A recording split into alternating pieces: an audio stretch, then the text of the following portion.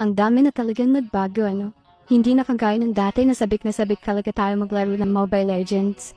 Yung tipong paggising mo sa umaga mas inuuna mo ka maglaro ng Mobile Legends kaysa mag-almusal. Kaya madalas tayong napapagalitan ng magulang natin. Tapos isa pa, yung tipong halos hindi ka na matulog sa gabi kasi gusto mo magparang talaga.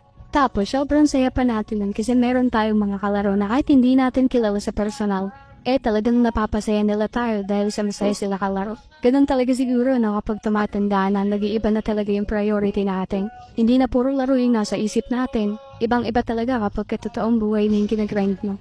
Kaya sa mga possible pa lang dyan, sa mga nagsisimula pa lang maglaro, enjoy nyo lang. Kapag panalo kayo, maging masaya lang kayo. Kapag talo kayo, huwag nyo lang idadama yung mama ng mga kalaro nyo. Kasi darating yung araw na mawawala yung interest mo sa paglalaro. Ang hindi lang mawawala dyan guys is yung mga masasayang alaala na naipundar mo sa loob ng laro na yun.